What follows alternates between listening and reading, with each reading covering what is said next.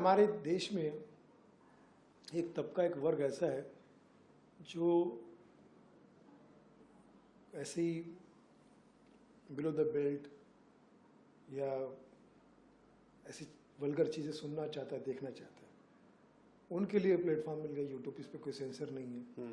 तो उसमें ऐसी फिल्में भी बनी, कई लड़कियों के ऐसे रील भी आते हैं जिसमें वो बहुत कम कपड़ों में दिखाई देती है। फिर ऐसे लड़के भी आ गए जो गाली गलौज में बात करते हैं। ट्रेंड शुरू हो गया और एक दूसरे के सहारे के लिए, एक दूसरे का सपोर्ट करते हुए इन्होंने व्यूज़ खरीद लिए। व्यूज़ में इन्होंने जो ट्रोलर्स है उनको नौकरी पे लगा दिया, काम पे लगा दिया कि जो हमारे बारे में कुछ बोलेगा उसकी रातों की नींद हराम कर दो, गालियाँ दे दो, फला दे दो, ये कर दो। तो कई ऐसे ट्रोलर आदमी मेरे पीछे पड़ गई।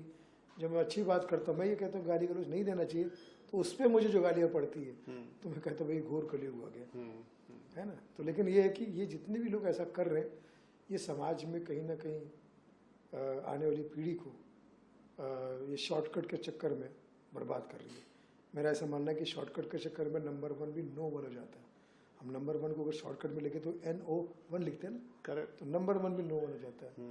तो ये पढ़ी लिखी जेंजीज है, और जेंजीज को मैं, जो हमारे 80% जेंजीज को मैं जानता हूँ, क्योंकि मैं आज भी शोज़ करता हूँ, कॉलेज के शोज़, बाहर BCT में बहुत सारे शोज़ करता हूँ मैं, और मैं देखता हूँ वहाँ की जेंजीज जो वो बहुत कुछ करना चाहती है, सीखना चाहती है, न केवल कॉमेडी में बल्कि कलाकारी में, न स्पोर्ट्स में कुछ करना चाहती है, कलाकारी में कुछ करना चाहती है, एजुकेशन डिपार्टमेंट, मतलब बहुत कुछ करना चाहती है देश के लिए। अब आप देखिए ना, 35 साल का युवा नेपाल का प्रधानमंत्री बन गया। करेक्ट। वो अगर ऐसे आलतू फालतू कामों में रहता तो क्या उसकी सोच वहाँ तक होती है? तो हमारे युवाओं की सोच बहुत अच्छी है, लेकिन ये जो शॉर्टकट वाले, जो अपना घर बनता बाहर में जाए जनता वाला हिसाब किताब, कि उनको अगर गाली गलौज देके टिकट बिक रही है, उनकी फला कर रही है, तो वो युवाओं को कोई दूसरा रास्ता दिखाना नहीं चाहते। करेक्ट। कोई अच्छी चीज़ बताना नहीं चाहते। उस वजह से युवा नशे में जा रहे हैं, उस वजह से, क्योंकि इनके स्टैंड अप में क्या होता है, गाली गलौज, शराब की बातें। हर स्टैंड अप वाला बोलता है कि मैं दारू पी रहा था, मैं दारू पीने जा रहा था, मैं नशा कर रहा था, ये कर रहा था।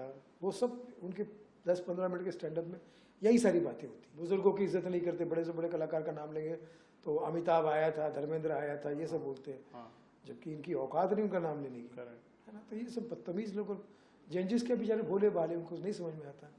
जेंजिस बेचारे सोचते कि यार ये कॉमेडी है, लेकिन अगर अच्छी कॉमेडी करके और अच्छी चीज़ें करके जेंजिस के सामने लाया जाए तो मेरी समझता हूँ कि जेंजिस हमारे देश का भविष्य है, और उसे हम बहुत प्यार से मार्गदर्शन कर सकते हैं। हमारे सीनियर्स लोगों को चाहिए कि उनको सही चीज़ें बताएं, वो एडॉप्ट करेंगे, वो तैयार है जेंजिस हमारे, पर उनकी बदकिस्मती कि उनको ऐसे नालायक लोगों का सामना करना पड़ा। मगर जब से सोशल मीडिया का दौर आया और ये जो चेंज आया, और कहीं ना कहीं उन्होंने आप लोगों को भी आउटडेटेड साबित किया, आपको इस बात की फ्रस्ट्रेशन होती है?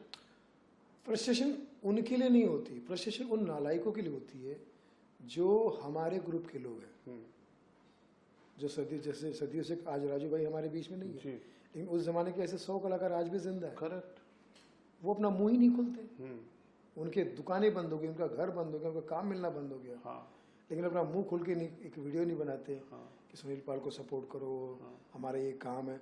क्योंकि भैया आप नहीं बोलोगे तो आपकी विधा को कौन बचाएगा? करेक्ट।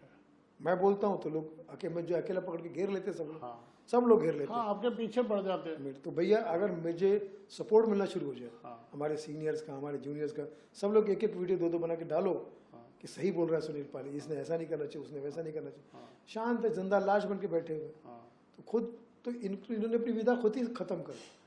अभी मैं जहाँ भी शो करने जाता हूँ, इवेंट वाले बोलते हैं सुनील जी आप कोई वल्गर तो नहीं करेंगे, मेरा पूरा परिवार है।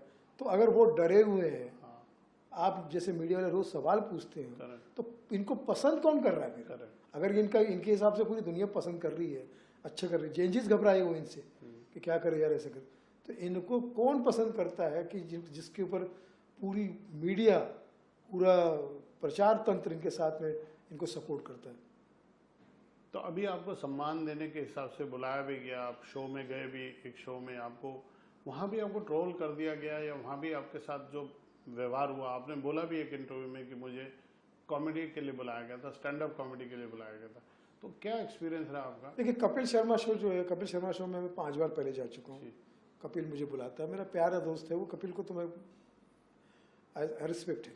हाँ, कपिल ने मुझे बोला कि शो में आना है, और कपिल के टीम की तरफ से फ़ोन आया कि उसमें 2-3 कलाकार और भी होंगे। तो इससे पहले भी हम लोग 10-10, 12-12 कलाकार वहाँ पर गए। राजू भाई के लिए भी गए थे, उसके पहले भी गए, राजू भाई के साथ खुद गए तो 3 कलाकार हम थे। yes, स्टैंड अप हुआ था हमारा, ये नॉर्मल बातचीत हुई थी। करेक्ट, मुझे लगा ये भी वही फॉर्मेट हो। करेक्ट, मुझे क्या पता था कि स्टैंड अप के लिए बुलाया जाएगा और मुझे रोस्ट किया जाएगा। फिर मुझे पता चला कि इतने बड़े शो में मुझे सुनील पाल को ही क्यों बुलाया गया, क्योंकि उनको सुनील पाल को टारगेट करना था। करेक्ट, सुनील पाल का अपमान करके अपने आप को बड़ा करना था। तो जहाँ पे अर्चना पूरन सिंह भी हंस नहीं रही है, सिद्धू भी कह रहा है कि छोटी छोटी बात पे उनको वो एक घेर लिया गया था मुझे कि भैया तुम कुछ भी करो, मेरी ताकत और मेरी हिम्मत तोड़ दी गई थी, है ना। मेरी अच्छी बातों पे वो एडिट कर दिया गया, हंसना ये सब चीज़ें करना, ठीक है। और जिस में मेरी टांग खिंचाई उसको इतना हाईलाइट कर दिया उन्होंने, जैसे इससे पहले कोई पंच हुआ ही नहीं था। ऐसे पंचे तो हमारे शो में हुट हो जाएंगे, जो उन्होंने किए थे। करेक्ट, अभी अगर हम लोग हॉल के शो में करेंगे, फला शो में, तो कोई सुनेगा नहीं, उतार देगा। तो ये सब चीज़ें हुई है। तो मैं समझता हूँ कि ये क्या करते हैं कि इन लोगों को बहुत दुर्भाग्य है कि इन लोगों को हाईलाइट किया जा रहा है। मत करो ऐसे लोगों को हाईलाइट, क्योंकि 4 लोग ऐसे और बनेंगे तो हमारे युवाओं को क्या लगेगा कि चलो यार मुझे भी स्टैंड अप कॉमेडी बनना है, तो मुझे कुछ और नहीं करना, सिर्फ गालियाँ देना, ये वल्गर बातें करना। लड़कियाँ कितनी बढ़ चढ़ के हिस्सा ले रही, कितनी गंदी बातें करती है लड़कियाँ, बाप रे बाप। और इनके माता पिता कैसे सुनते भगवान जाने। इनके माता पिता भी इन्वॉल्व है इसमें। मैंने देखा कई वीडियो, इनके माता पिता इनके अप्रिशिएट करते हैं। मैंने कहा शर्म आनी चाहिए यार, पूरा कुनबाई, पूरे क्या कुएं में भी हम भांग पड़ी हुई है। हमारे माता पिता को हम कभी भी ऐसा वीडियो नहीं दिखा सकते, शर्म से मर जाएंगे हम लोग। तो दिल, दिमाग, आंखें, आवाज़, नेचर, नियत और कंटेंट हमारे दर्शकों के सामने हम हमेशा अच्छा लेके जाएंगे, क्योंकि क्राउड नहीं है, ये प्राउड है, ये भीड़ नहीं लीड है। यही हमारे अन्नदाता है, यही हमारे अन्नदाता है। ये हंसते हैं तो हमारे घर बसते हैं, वरना हम कॉमेडियन बहुत सस्ते हैं। यही हमारे शिक्षक है, प्रशिक्षक है, परीक्षक है, निरीक्षक है, क्योंकि यही हमारे सच्चे दर्शक। ज़्यादा एक्स्ट्रा वायलेंस की फिल्म आती है तो हम हमेशा ये कहते हैं कि शायद पब्लिक ये देखना चाहती है। तो जब सक्सेस मिल रही होती है अश्लीलता को, तो क्या ऐसा माना नहीं जाएगा कि हाँ पब्लिक इसको देखना चाहती है, पब्लिक इसको अप्रिशिएट कर रही है। आप कितना भी बोल लो इनके खिलाफ, कितनी भी बात कर लो, एंड ऑफ द डे आपको चुप होना पड़ेगा। ऐसा लगता नहीं आपको? तो ये इसको क्या हम सौभाग्य समझेंगे? इसकी तो ये तो दुर्भाग्य है। अगर हम किसी प्रभाव में आकर कि भैया वो गाली दे रहा है तो उसको 10 लाख मिल रहे हैं, तो सुनील पाल तुम भी आ जाओ, 10 लाख तो मुझे भी मिल सकते हैं। करेक्ट। और ऐसे कई ऑफर मुझे हुई है। नेटफ्लिक्स पे सबसे पहले आने वाला बंदा मैं ही हूँ, अभी आखिरी मेरा एपिसोड तो मैं ही हूँ। लेकिन स्टैंड अप करने गया था, सुनील पाल गया था, अच्छा स्टैंड अप करके आया मैं। लेकिन उसके बाद मुझे बहुत ऑफर हुए गाली गलौज के लिए। इनको ऑफर हो सकते थे, ये कोई किस खेत की मूली है, हमको तो रोज़ ही ऑफर होते हैं। लेकिन हम ये चीज़ सोचते हैं कि नहीं, पैसे के लिए अपना ज़मीर नहीं बेचना। अपने विधा के प्रति हमारा कर्तव्य, इस विधा ने हमें इतनी इज्जत दी, इतना सम्मान दिया। आज आपके पत्रकार मित्र हैं, जितने भी हैं चीज़ें, ये जब लड़कियां शुरुआत कर रही थी तब ये हमारे पीछे पीछे माइक लेके भागती थी कि सुनील जी एक इंटरव्यू दे दीजिए, फला दे दीजिए। और तब की हमारी दोस्त है सारी। आज तो इतना मीडिया में हमने आज तक मीडिया में हमारे लिए कोई ऐसा गलत नहीं है ना। हमको कभी पुलिस के 5 शोज किए मैंने। पुलिस के शो में जाते हैं, इनके शो में पुलिस आती। जब कपिल का शो भी चल रहा था तो उसके शो में भी पुलिस आई, मतलब एसपी सुनील पाल।